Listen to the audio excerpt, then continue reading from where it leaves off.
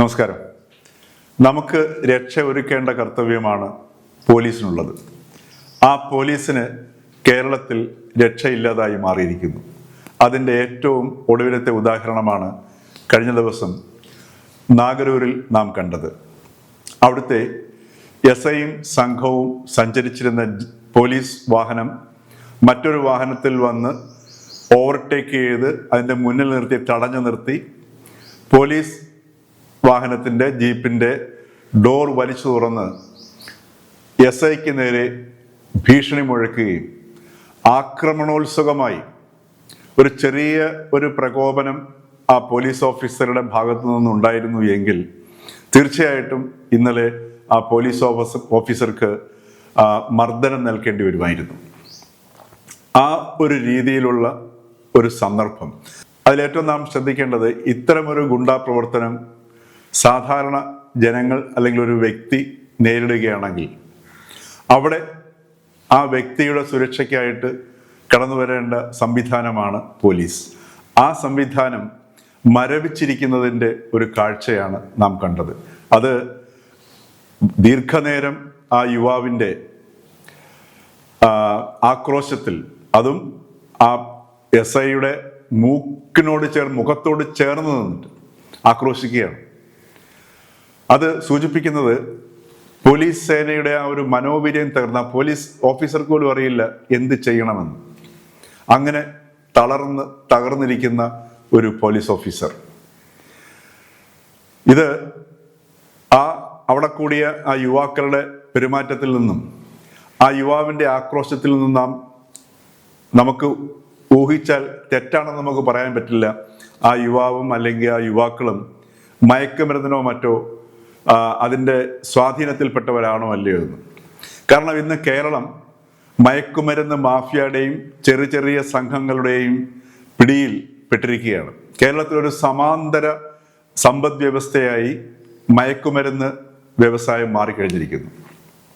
ഇതിൻ്റെയൊക്കെ ചുമതലകൾ വഹിക്കുന്നതും സ്വാഭാവികമായിട്ടും ഇവിടുത്തെ ക്രമസമാധാന സംവിധാനം കൈയാളുന്ന പോലീസിൻ്റെയൊക്കെ ഒത്താശയും കണ്ണടപ്പും ഇല്ലാതെ ഈ മയക്കുമരുന്ന് സംഘത്തിന് കേരളത്തിൽ പ്രവർത്തിക്കാനാകില്ല. കേരളത്തിൽ വൻതോതിൽ മയക്കുമരുന്ന് സംഘം, മയക്കുമരുന്ന് മാഫിയ പ്രവർത്തിക്കുന്നു എന്നുള്ളത് സർക്കാരും പോലീസും ഒക്കെ സമ്മതിക്കുന്ന ഒരു വസ്തുതയാണ്. സ്വാഭാവികമായിട്ടും അതും സൂചിപ്പിക്കുന്നത് പോലീസിൻ്റെ അല്ലെങ്കിൽ ക്രമസമാധാന പാലത്തിന് ഈ കഴിഞ്ഞ ഏതാനും വർഷങ്ങൾക്കുള്ളിൽ വന്നിരിക്കുന്ന അതിൻ്റെ ക്ഷീണമാണെന്ന് കാണിക്കുന്നത്, അതല്ലെങ്കിൽ അതിൻ്റെ തകർച്ചയാണ് കാണിക്കുന്നത്. അതുതന്നെ ഏറ്റവും വലിയൊരു ഉദാഹരണമാണ്. അപ്പം ഇത്തരം സന്ദർഭങ്ങളിൽ കഴിഞ്ഞ 2024 കൊച്ചി നഗരത്തിൽ വെറും ഇതേപോലെ നിസ്സാരമായ ചെറിയ സംഘർഷങ്ങൾ ഉണ്ടായതിനെ തുടർന്ന് പരിചയമില്ലാത്തവർ തമ്മിലുണ്ടായ ഈ വാഹനങ്ങൾ കൊണ്ട് മുമ്പിൽ നിർത്തുകയും അതല്ലെങ്കിൽ ഒന്ന് തട്ടുകയും അതല്ലെങ്കിൽ ഏതെങ്കിലും ഒരു ചെറിയ വാക്കുതർക്കത്തിൻ്റെയൊക്കെ പേരിൽ 7ഓളം പേരാണ് കൊല ചെയ്യപ്പെട്ടത്. അതിനകത്ത് പ്രതികളെല്ലാം തന്നെ മയക്കുമരുന്നിന് അടിമകളായിരുന്നു. അപ്പം ഇത്തരം ഒരു സാമൂഹിക അന്തരീക്ഷം കേരളത്തിൽ സർവ്വവ്യാപകമായി നിലനിൽക്കുമ്പോൾ ഏറ്റവും കൂടുതൽ നാം ആശ്രയിക്കുന്നതും പ്രതീക്ഷ അർപ്പിക്കുന്നതും പോലീസിലാണ്. ഈ പോലീസ് സംവിധാനത്തെ എങ്ങനെയാണ് വളരെ ന്യായമായ ഒരു പരാതിയുമായിട്ട് ഒരു പൗരനെ സമീപിക്കാൻ കഴിയുക? ഇതെന്തുകൊണ്ട് സംഭവിക്കുന്നു? ആ യുവാവ് ആ പോലീസ് ഓഫീസറോട് ആക്രോശിച്ചതിൽ പറഞ്ഞത് വൈകുന്നതിന് മുമ്പ് അദ്ദേഹത്തിനെ സ്ഥലം മാറ്റിയിരിക്കും. അത് സൂചിപ്പിക്കുന്നത് ഞങ്ങളാണ് ഭരിക്കുന്നത്, അതായത് ഭരണ നേതൃത്വത്തിൻ്റെ, രാഷ്ട്രീയ നേതൃത്വത്തിൻ്റെ പിന്തുണയും അതോടൊപ്പം ഒരു കവചവും തങ്ങൾക്ക് എപ്പോഴും ഉണ്ട്.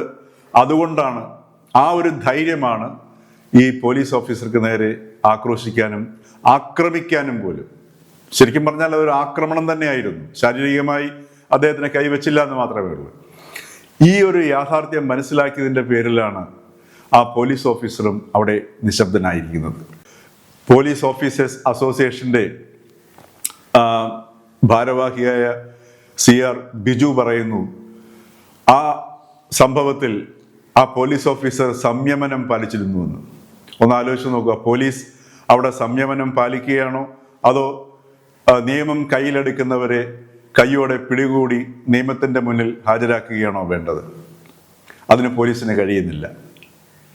ഈ ഒരു യാഥാർത്ഥ്യം കേരളത്തിൻ്റെ ക്രമസമാധാന നിലയെ ആകെ തകരാറിലാക്കിയിരിക്കുന്നു. മാത്രമല്ല, പോലീസ് സേനയ്ക്ക് ഇനി ഒരുപക്ഷെ തിരിച്ചെടുക്കാൻ പറ്റാത്ത വിധം അവരുടെ മനോവീര്യം നശിച്ചിരിക്കുന്നു എന്നുള്ളതാണ്.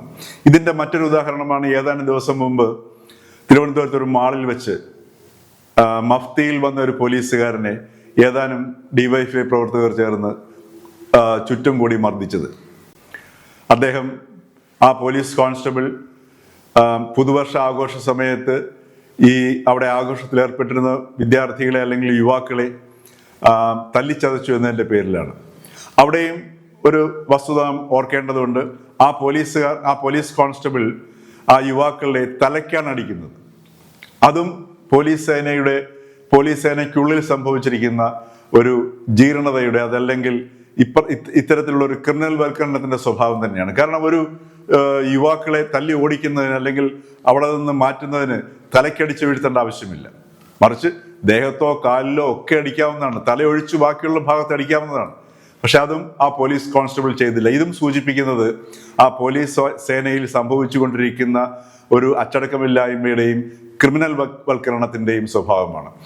ഏതാണ്ട് അതേ രൂപത്തിൽ തന്നെയാണ് ആ പോലീസ് കോൺസ്റ്റബിൾ ആ മാളിൽ കിടന്ന് അവരുമായിട്ട് ഏറ്റുമുട്ടിയത്.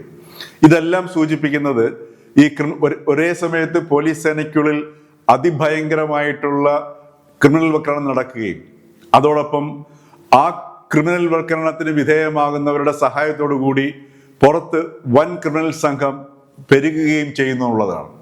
ആ പുറത്തു പെരുകുന്ന ക്രിമിനൽ സംഘത്തിന്റെ മുഖ്യമായ ഒരു മേഖല എന്ന് പറയുന്നത് ഇന്ന് മയക്കുമരുന്ന് വിതരണവും വിപണനവുമാണ്. ഈ രീതിയിൽ അതിശക്തരായ ചില മഫിയ കേന്ദ്രങ്ങൾ, മെക്സിക്കൻ കാർട്ടൽ അല്ലെങ്കിൽ മെക്സിക്കൻ മയക്കുമരുന്ന് ശൃംഖല നേതാക്കൾ പോലെ ചില കേന്ദ്രങ്ങൾ പോലും കേരളത്തിൽ വളർന്നു കഴിഞ്ഞിരിക്കുന്നു എന്നുള്ളതാണ് നമുക്ക് മുമ്പിൽ ലഭ്യമാകുന്ന ഓരോ റിപ്പോർട്ടുകളിലൂടെയും സംഭവങ്ങളിലൂടെയും അതേപോലെ അന്വേഷണങ്ങളിലൂടെയും നമുക്ക് ബോധ്യമാകുന്നത്.